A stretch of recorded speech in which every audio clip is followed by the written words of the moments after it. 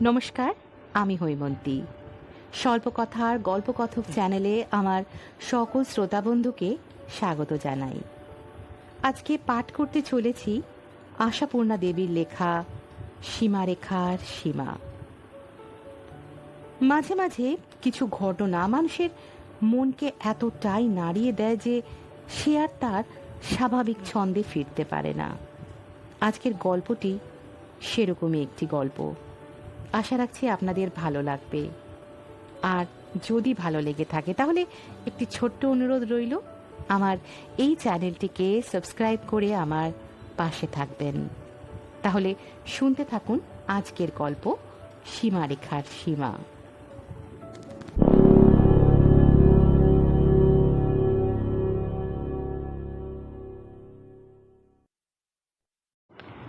সবাই হেরে ফিরে গেছে। শেষ পর্যন্ত সতীনাথ নিজেই 3 তলায় উঠে এলেন। তীব্র স্বরে বললেন, অসভ্যতারও একটা সীমা থাকে, ছবি থাকা উচিত, কিন্তু এই বিয়ে বাড়ি ভর্তি লোকের সামনে যে অসভ্যতা করলে তুমি, তার সীমা নেই। আমাকে তো এতগুলো আত্মীয় কুটুম্বের সামনে ধুলোর অধম করলে, নিজের মুখও কম হাসালে না। এখন চলো দয়া করে। 3 তলার ছাদে ঘরের স্যাংশন ছিল না, তবু ছবির জন্য ঘরটা বানানো হয়েছিল টালির ছাদ দিয়ে। ছবির এই টালির ছাদ ঘরটার মধ্যে আলো জ্বলছিল না, শুধু নিচের তলার প্যান্ডেলের অগুন্তি আলোর তির্যক এক একটা রেখা কিভাবে যেন এসে পড়ে ঘরের দরজাটা সামান্য আলোকিত করেছিল। সেই দরজার ধারে হাত রেখে দাঁড়িয়েছিল ছবি। হাতের সে আঙ্গুল কটা আর গালের একটা পাশ দেখা যাচ্ছিল শুধু তার। কিন্তু সেই দেখাটুকুতে ছবির মুখের ভাব ধরা পড়ছিল না এখনো আগের মতোই অনমনীয় না নরম হয়ে এসেছে। সতীনাথ ডাকতে আসার পরও যদি পূর্ব অবস্থায় থাকে, ধরে নিতে হবে ছবিও তার বরের মতো পাগল হয়ে গেছে। কিন্তু অবস্থার পরিবর্তন বোঝা গেল না। ছবি অদ্ভুত শুকনো গলায় বলল, তুমি আবার কেন কষ্ট করতে এলে দাদা? আমি তো বলেই দিয়েছি। হ্যাঁ জানি।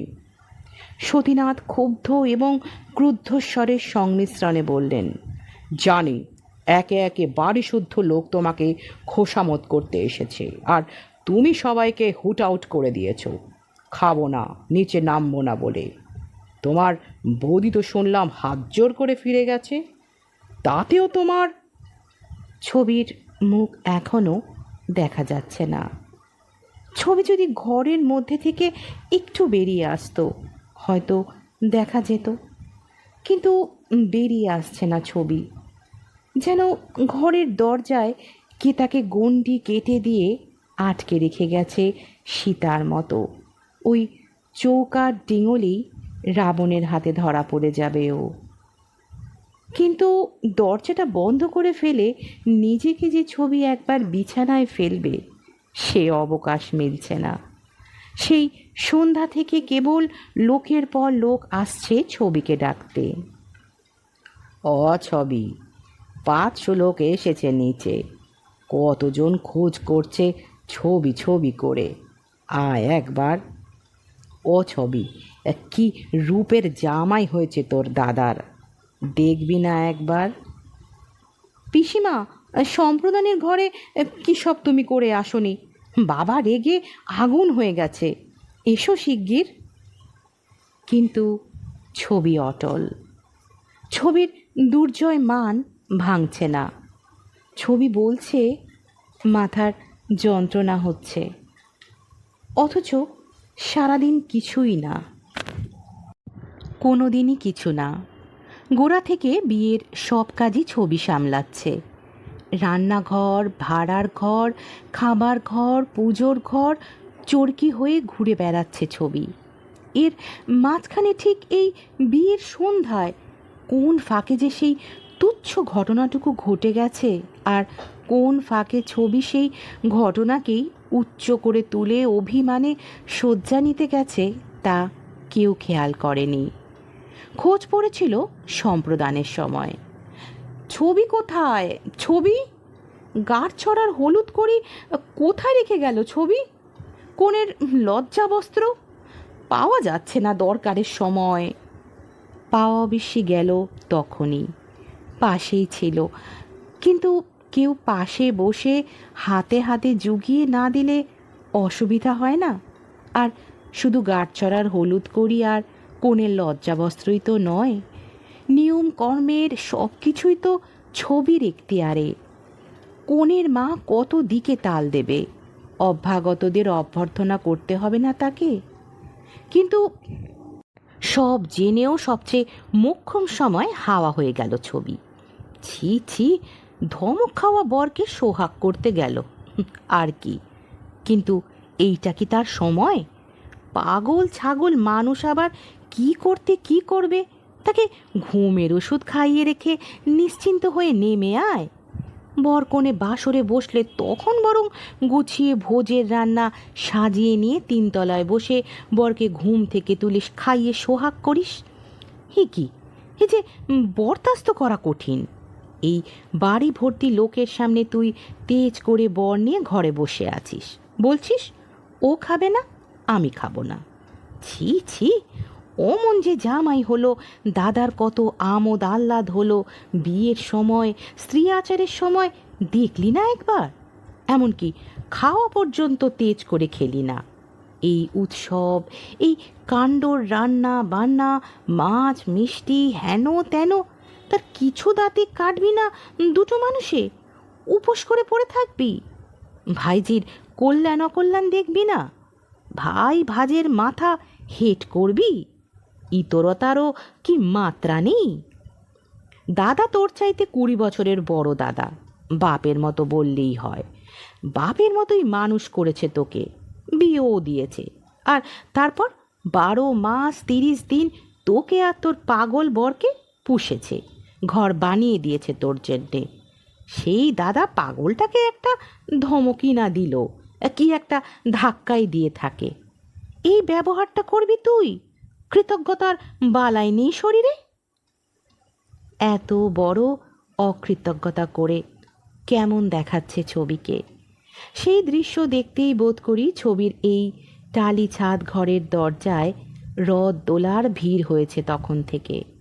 অনেকে আবার সহানুভূতিও দেখাচ্ছে, চুপি চুপি অবশ্য, কারণ যার বাড়ি তার বিপক্ষে দলের হয়ে কথা বলতে চুপি চুপিই ভালো। চুপি চুপি বলা যায়, আহা বলা যায়, মরে যায়। ছোট ভগ্নিপতিটা পাগল মানুষ, বোঝে না বলেই না অমন কাজটা করে ফেলেছিল। তার জন্য তুমি একটা বিজ্ঞ বিচক্ষণ ব্যক্তি তোমারই মেয়ের বিয়ে দিতে বসেছ, সেই শুভ দিনে তাকে ঘাড় ধাক্কা দিয়ে ফেলে দিলে। বোনটা বিপাকে পড়ে তোমার কাছে পড়ে আছে বলেই না এমনটা করতে পারলে। পয়সাওয়ালা ভাগ্যিমানি বোন হলে পারতে। কিন্তু নিচে নেমে গিয়ে তারাই আবার রেগে আটখানা হয়ে উল্টো গাইতে বসেছে। না, বসবে কেন? তারা কি খ্রিস্ট না শ্রী চৈতন্য যে রাগ নেই শরীরে? ওই সহানুভূতির উত্তরে ছবি যদি চোখের জল না ফেলে যদি বলে, এইসব কথা আমার ভালো লাগছে না, আপনারা নিচে যান, তাহলে খ্রিস্ট চৈতন্যেরও রাগ হতো এতে। কিন্তু এসব তো সান্ধ্যলীলা। রাত্রে, অনেকটা রাত্রে, যখন বাইরের লোক বিদায় নিয়েছে, বাড়ির লোকেরা শুধু খেতে বাকি, তখন সতীনাথ তার জামাইয়ের রূপে গুণে মোহিত এবং নিজের ক্যাপাসিটির আহ্লাদে ভরপুর। তখন হঠাৎ প্রশ্ন করলেন, ক্ষিতীশ খেয়েছে? তখনই বোধ করি মনে পড়ল অসভ্যের মতো একটা ঝাড়নের ওপর একরাশ লুচি মিষ্টি ফ্রাই নিয়ে আসরের মাঝখানে খেতে বসেছে দেখে ক্ষিতীশকে তিনি প্রচণ্ড একটা ধমক দিয়ে ঘাড় ধরে বার করে দিয়েছিলেন আসর থেকে। কাজটা একটু গর্হিত হয়েছিল, অস্বীকার করছেন না সতীনাথ, কিন্তু তারও তো রক্ত মাংসের শরীর।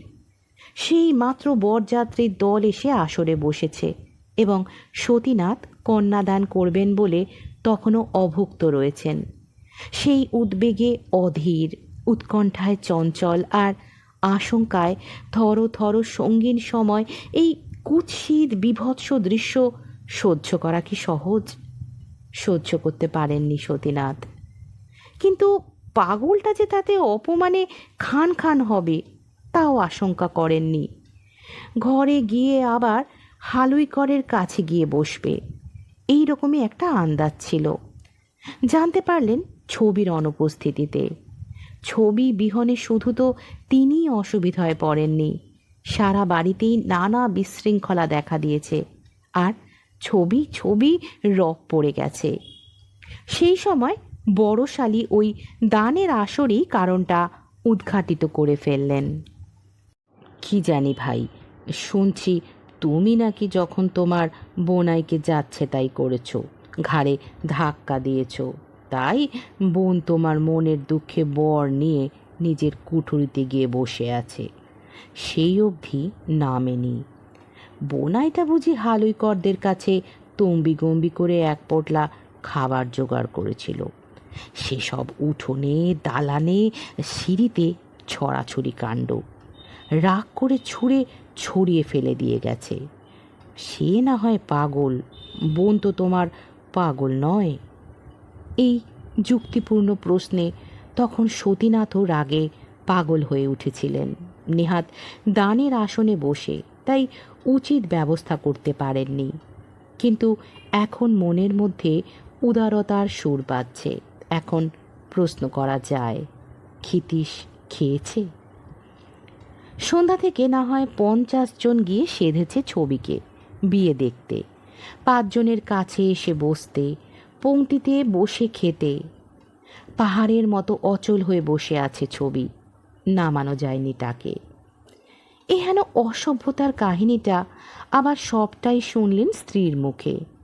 তারপরেও তার মনের মধ্যে উদার রাগিনী বাজতে থাকবে এ আশা করা চলে না। তেরে উঠে গেলেন 3 তলায়, বললেন, না হয় হাত জড়ি করছি, একবার আমাদের সঙ্গে খেতে বসবি চল। ছবির কি গলা কাঁপল? না, সতীনাথের মনের ভ্রম। বোধহয় ভ্রমই। ছবি তো খুব পরিষ্কার গলায় বলছে, এসব কেন বলছো দাদা? আমি তো বলছি আমার খাবার ক্ষমতা নেই, খেতে পারবো না, মাথায় যন্ত্রণা হচ্ছে। সতীনাথের সেই এক পোটলা খাবারের বিভৎস দৃশ্যের কথা স্মরণে এলো। সঙ্গে সঙ্গে তার একটা কথা, পাগল হোক ছাগল হোক স্বামী। নরম গলায় বললেন, বেশ তো, পারিস না পারিস বসবি আয় একবার, ক্ষিতীশের খাবারটা ওপরে পাঠিয়ে দিতে বলছি, ওকে খাইয়ে চলে আয়। ছবি তেমনই নিষ্কম্প দাঁড়িয়ে বলল, ও খাবে না দাদা। আবার ধৈর্যচ্যুতি ঘটল। সতীনাথ নেমে এলেন, শুধু কড়া গলায় একটি মন্তব্য করে, বেঈমান হলে এই রকমই হয় বটে। আর তার সঙ্গে সঙ্গেই অমল উঠে এলো। শেষ পরিবেশনের দায়িত্ব নিয়েছে সে, অথচ সামান্য একটা মেয়ের ধনুক ভাঙা পণে অকারণ ঘড়ির কাঁটা 12টার ঘর থেকে ফের একটায় গিয়ে পড়ল। সে এদের আত্মীয় নয়, কিছু নয়, পাড়ার লোক মাত্র। তার এত দায়িত্ব মাথায় নেবার কারণ নেই, তবু নিয়েছে, স্বভাবে নিয়েছে। কিন্তু আর রাত হলে তার নিজের বাড়ির লোক কি বলবে? সিঁড়িতে সতীনাথের সঙ্গে প্রায় ধাক্কা। সতীনাথ একবার তাকিয়ে দেখলেন, ক্ষুব্ধ ব্যঙ্গে তীক্ষ্ণ হয়ে উঠলেন, ও তুমি বুঝি বাকি ছিলে? নেমে গেলেন। পাড়ার ছেলে, চিরকালের চেনা জানা, অবাক কিছু হলেন না, তবে আশাও রাখলেন না। অমলও রাখিনি। অমলের কিছুই শুনতে বাকি নেই, ঘটনা থেকে মন্তব্য। তবু তার একবার দেখবার কৌতূহল হচ্ছিল, কতখানি অনমনীয় হলে দেখতে কেমন লাগে ছবিকে। বোধ করি দেখতে ইচ্ছে হচ্ছিল অমলের। ছবি তখন আস্তে দরজাটা বন্ধ করছিল, হয়তো ভাবছিল এইবার একটু শুয়ে পড়তে পারি। অমলকে দেখে হাতটা থামল, দরজা আধখানা বন্ধই রইল। অমল ভাবল, ফস করে কি একটা দেশলাই কাঠি জ্বালাবে, দেখবে মুখটা কেমন দেখাচ্ছে ওর। তা জ্বালল না, বলল, আলোটা জ্বালো না। ছবি আগের মতোই শুকনো গলায় বলল, কি দরকার? দরকার অবশ্যই নেই, কিন্তু তোমাকে কেমন যেন ভৌতিক ভৌতিক লাগছে, তাই। ছবি প্রতিবাদ করল না, চাঞ্চল্য প্রকাশ করল না।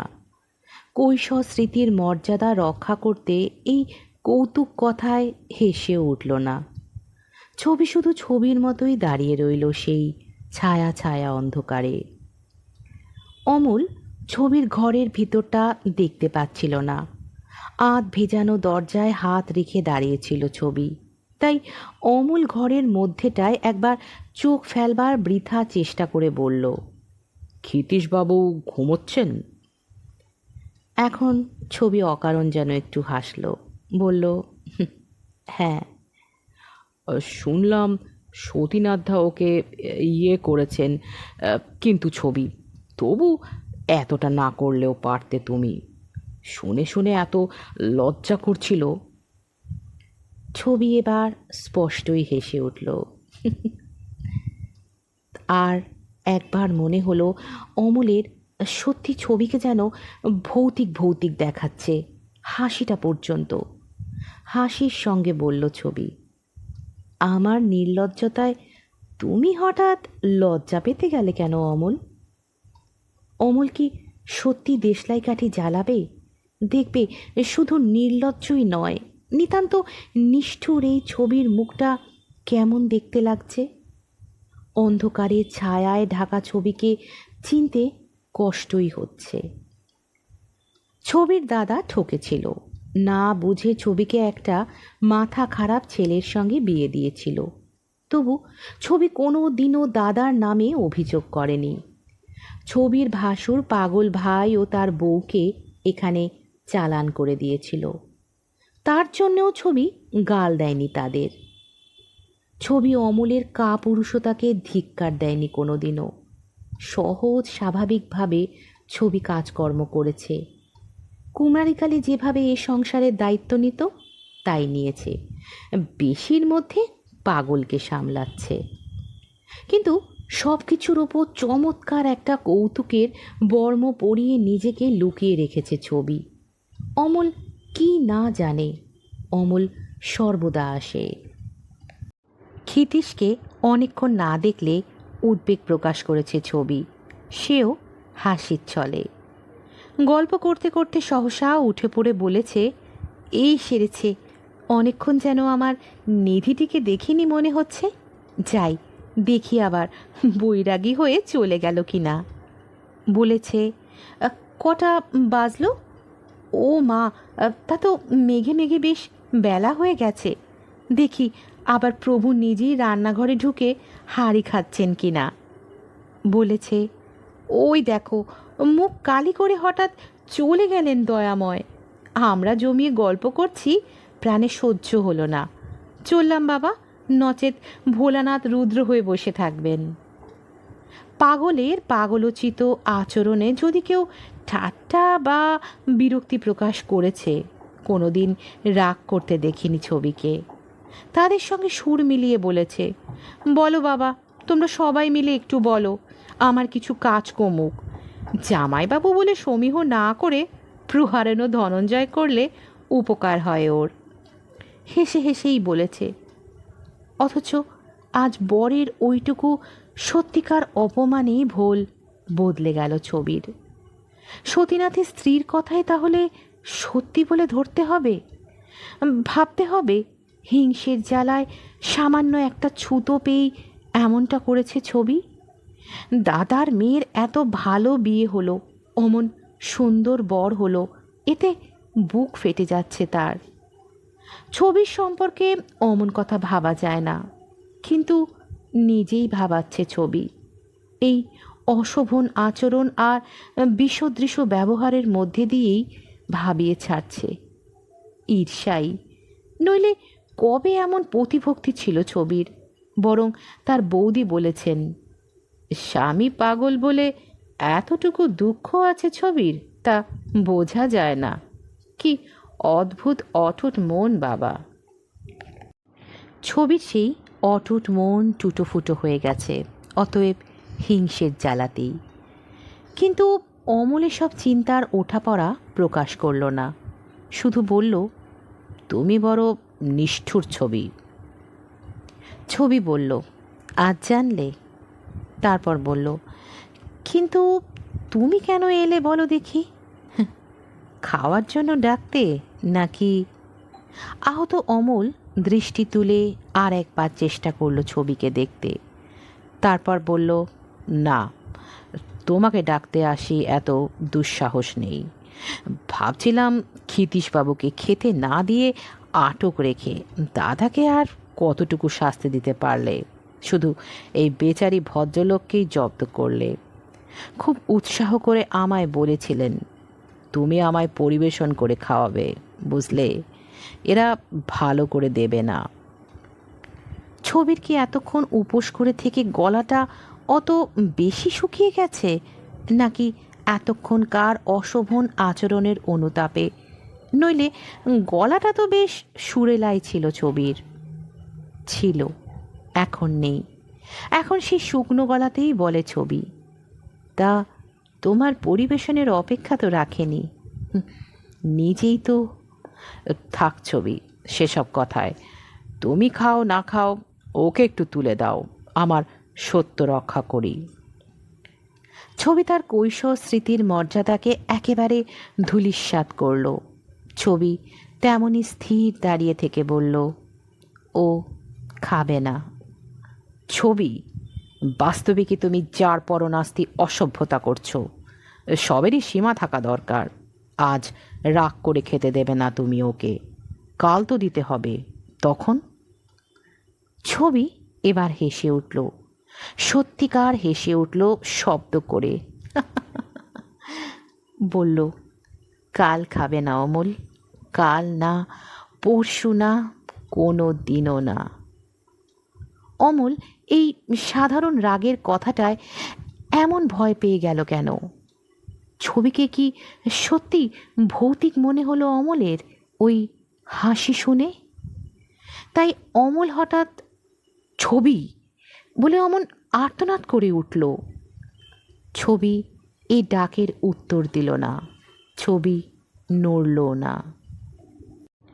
আর ছবির সেই অনড় মূর্তিটার দিকে চেয়ে অমল হঠাৎ বহুকালের ভুলে যাওয়া একটা বোকামি করে বসল। একেবারে কাছে সরে এসে কপাট ধরে থাকা হাতটা চেপে ধরল জোরে। বলল, ছবি, আলো জ্বালো। ছবি আস্তে হাতটা ছাড়িয়ে নিল, বলল, কি হবে? আমি দেখব। দেখবার কিছু নেই অমল। ছবি, নিজেকে এত নির্ভুল মনে করো না। দরজা ছাড়ো, আমায় দেখতে দাও। ছবি তবু সরে গেল না, শুধু স্বরটা দৃঢ় করল, সত্যি দেখবার কিছু নেই অমল। অমলও কি ভৌতিক হয়ে গেছে? অমল কি বা অমন দেখাচ্ছে কেন? অমল কি ভুলে গেছে তার এই দীর্ঘ অনুপস্থিতিতে নিচের লোকেরা কি ভাবছে? ওদের কৈশোরের ইতিহাস কি তাদের কারোর মনে নেই? অনেকক্ষণ পরে বোধহয় অমলের মনে পড়ল নিচের তলায় একটা জগৎ আছে, তাকে নামতে হবে। তাই বলল, ছবি, এটা কি? শালা আমায় খেতে দিল না বলে নিজের মাথাতেই কিল বসাতে বসলো। ছবি, তুমি কি পাথরের? হয়তো তাই। ছবি, নিচে গিয়ে ওদের কি বলবো? কিছু না অমল, দোহাই তোমার। বর কোণে বাসরে বসেছে, ওদের এই রাতটাকে ধ্বংস করে দিও না। ছবি, কি করে পারছো? পারতে তো হবেই অমল, সীমারেখাটা ভুললে চলবে কেন?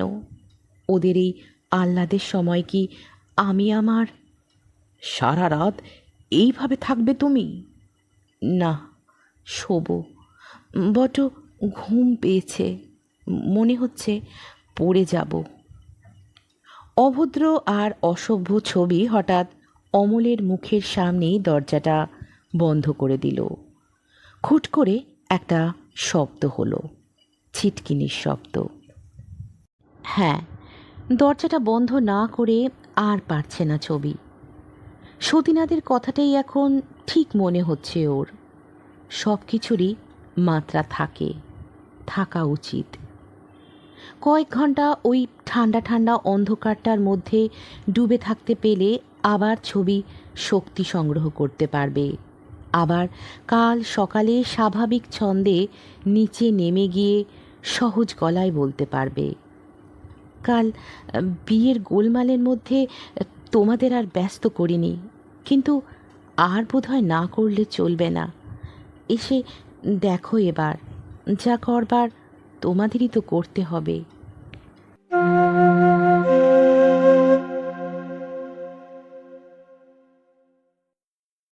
এতক্ষণ শুনছিলেন সীমারেখার সীমা গল্পটি। গল্পটি আপনাদের কেমন লাগলো কমেন্টের মাধ্যমে জানাতে পারেন। আর যদি ভালো লেগে থাকে তাহলে গল্পটিকে লাইক করবেন, আপনাদের আত্মীয় পরিজন বন্ধুবান্ধবের সাথে শেয়ার করবেন, আর আমার এই চ্যানেলটিকে সাবস্ক্রাইব করে পাশে থাকবেন। আজকের মতো এখানেই বিদায় নিচ্ছি। হাজির হব আবারও একটি নতুন গল্পের সাথে। ততক্ষণ সঙ্গে থাকুন এবং শুনতে থাকুন স্বল্পকথার গল্পকথক। ভালো থাকবেন। নমস্কার।